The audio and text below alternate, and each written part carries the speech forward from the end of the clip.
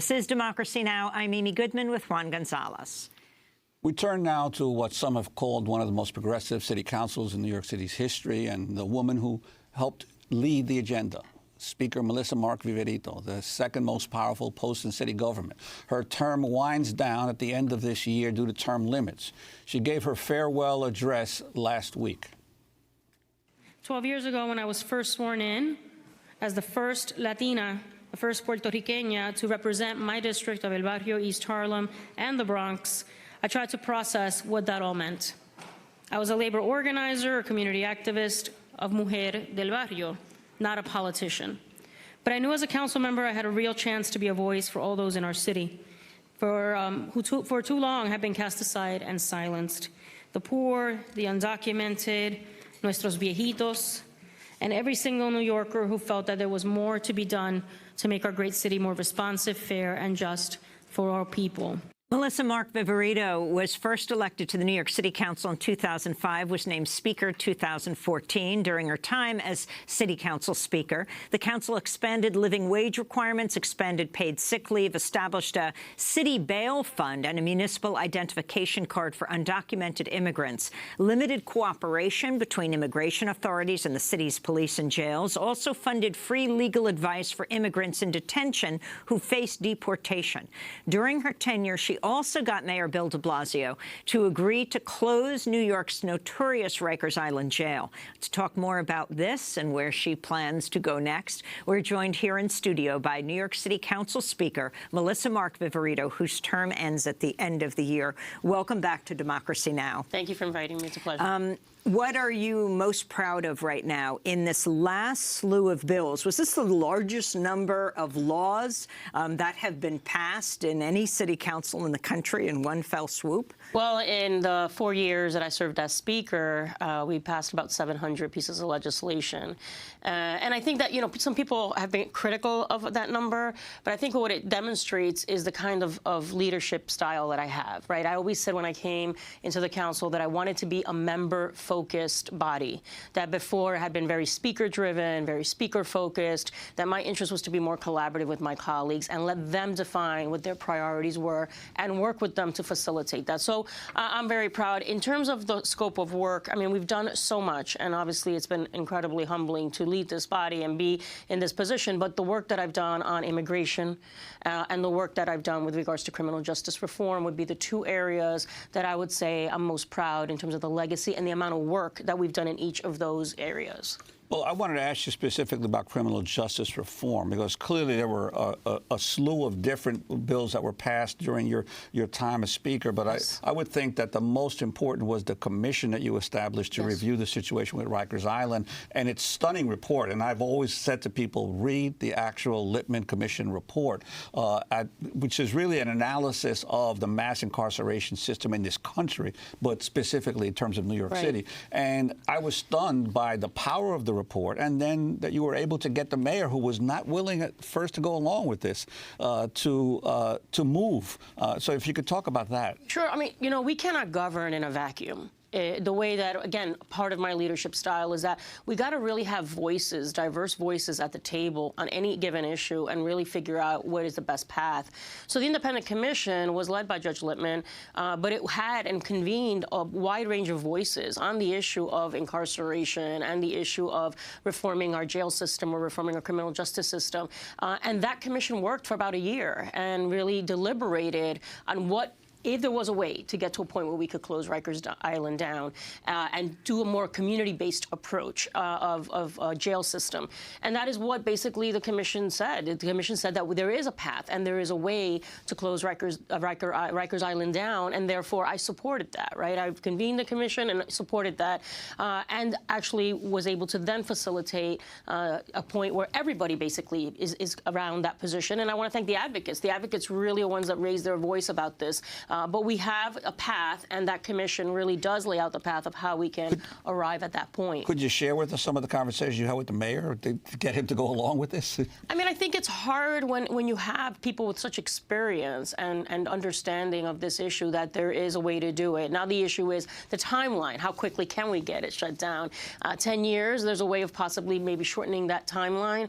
But definitely it was... And explain what Rikers is for people who don't understand. What is this island and what is this? It's not one jail. No, it's about 9 jails. It's a jail system. And the vast majority who are there are people who are awaiting their trial dates. There are the vast majority, about 80 to 85% of the people in Rikers. There are people who cannot pay bail because they're too poor to pay bail, and therefore they stay in Rikers longer than they need to. I think the example that we unfortunately use as what's wrong with the system is Khalif Browder, who was a young man accused of having stolen a backpack, and for not being able to pay bail, was in Rikers for 3 years. And the horror of living that, it's a violent place, it's an inhumane place, it's very removed and isolated from your family and your networks. That young man, once he left Rikers Island, because of that experience, it broke him down and he committed suicide. I mean, he was beaten by guards, he was beaten by other prisoners, right. And he just kept saying, I can't say that I stole this backpack in a plea agreement because I didn't. Exactly. So that's the example of what's wrong with this system, which again is made up of multiple jails. So the approach of the Independent Commission is that first we have to reform laws, we have to change laws, we have to change our approach to policing and incarceration in general, but we can get the population to a point where we can then go to the community-based facility models, where people should be able to await their trial dates, or if you're in jail for a year or less, if you have some sort of time that you have to spend in jail, that you can do it closer to your networks. Your family can visit you. You can talk about other ways of having people complete their time. We have to really look and re-envision the way that we do incarceration in this city and how we approach criminal justice in general. And so the commission is something that I'm very proud of. So how did you get Bill de Blasio to do it? Listen, my style is just, engage in conversation. Judge Lippman and I had multiple conversations with the mayor, and we arrived at a point, where I was happy that he's also, come on board, and so has the governor and everybody else. And we can now really focus on making sure that we implement whatever policies we have to make sure that we can fast-track that and get to a point where we can go to this community-based approach and not have Rikers Island, which is so symbolic of everything that's wrong with our criminal justice system. And you mentioned that Judge Lippman participated in some of the conversations. For people outside New York, they don't realize he's not just an ordinary judge. He's the former chief judge of New York State, of the Court of Appeals, New York State's highest court. And I'm wondering if I think we have a selection of the quote from the report that we might be able to get on. That in the closing of Rikers Island, Judge Lippman wrote, quote, "Closing Rikers Island is far more than a symbolic gesture. It is an essential step toward a more effective and more humane criminal justice system. We must replace our current model of mass incarceration with something that is more effective and more humane. State-of-the-art facilities located closer to where the courts are operated in civic centers in each borough." Because one of the complaints you heard from many communities is that Rikers Island, because it was an island, isolated, with only one road coming in, it was very difficult for family members, even in the city, to visit their relatives who were incarcerated. Exactly. I've gone to Rikers. It can take you a full day, because it's not only once you get there, getting there is difficult, but once you get there, having to wait to be able to see the person. I mean, it's just so, it ends up, that people sometimes do not get visited because it's so difficult and onerous. And plus, people can't take time off work. It wouldn't literally take your whole day. So this is what is wrong, right? And we've done video visitation programs. We've funded video visitation programs. We've done things as a city council and invested in policies and initiatives to try to bring more humanity into an inhumane system, right? But at the end of the day, we will be closing Rikers Island down. The issue now is the political will to try to fast track this, try to get this to happen before 10 years, to really look at how who gets arrested, who is held, the issue of bail. You mentioned the bail fund. People that are too poor to pay bail, the access to a fund so that they can leave and be able to wait for their court date. We have to dwindle the population down to a point where we can go to a community-based approach. But the community facilities is also, like, we already have the support of the council members where these facilities would be, because some of the facilities already exist, but they just have to be renovated and talk about a new state-of-the-art jail system. So there is support that we've been able to garner in order to get to a point where we could maybe move this on a quicker fast. So let's go to some of the other legislation. The City Council voting for a slew of bills in these waning days of your city speakership, almost 40 pieces of legislation. This is our guest, Speaker Melissa Mark-Viverito, speaking about one of those bills last week. And finally, the Council will vote on what is commonly known as the Right to Know Act. Introduction 182D, sponsored by Councilmember Richie Torres, would require that all sworn police officers employed by the NYPD offer a business card to an individual during certain police interactions and give reason for the law enforcement activity. So that was Melissa Mark-Viverito speaking ahead of the vote on the Right to Know Act last week. I also want to play a comment from Councilmember Jumaane Williams, who noted concerns raised by criminal justice reform advocates about its limitations. If a police officer asks me for my ID and asks where I am going, that is not an investigatory, that is not a criminal stop, and my ID, they will not give me a card under this bill. That is a stops that are included. So the Right to Know Act also drawing opposition from the police largest union. Talk about what exactly it said. Well, I mean, look, you know, this has been an issue that we've been discussing for many years, and it was 2 bills. And so basically it is, as indicated in the clip, that it is about giving identification, giving a card to people that have an interaction with police officers. So, you know, we believe this is a major step forward. Councilmember Richie Torres, who is the sponsor of the bill, has held the bill for 4 years. Extensive negotiations that included the advocates, it included the police department, it included the administration, it included us, obviously, and a lot of back and forth on it. He arrived at a point where he felt comfortable with. He felt that it was a step forward. He felt that it was a way of really moving the police department in a direction that they originally had not wanted to go in. And so it is a big step forward. And I really give praise to Richie for how he worked on this bill. Now, some of the advocates are not pleased with it, and you know, that's their right to be unhappy if they choose to be. But I believe, as the leader, that we worked with Richie and that he was able to move something forward and advance a reform that we've been discussing for many, many years. This ID, right? That that interactions with police, they will have to give an ID card that has their name, it has their number, it has the precinct that they're affiliated with. It's something, again, that is not being done. Well, I wanted to ask you about another issue. In March, Attorney General Jeff Sessions announced that cities applying for grants will have to certify that they are not providing sanctuary to undocumented immigrants. Today, I'm urging states and local jurisdictions to comply with these federal laws, including 8 U.S.C. Section 1373. Moreover, the Department of Justice will require that jurisdictions seeking or applying for Department of Justice grants to certify compliance with 1373 as a condition of receiving those awards. That was Attorney General Jeff Sessions. Obviously, this issue of sanctuary cities is one where I've said repeatedly that it seems that the local governments like New York City and others around the country are on a collision course with the federal government over how you deal with undocumented immigrants. And I'm wondering your response to how you see what you've crafted in the city council and with the mayor in terms of responding to the Trump administration on this issue. You know, it's very disturbing. I mean, you were talking to the judge earlier, who I respect greatly, but, you know, when we talk about whole cloth, how certain communities, you know, are being described by this administration, the immigrants are all takers or immigrants are all criminals. We're reporting that we have the lowest crime rates historically in the city of New York.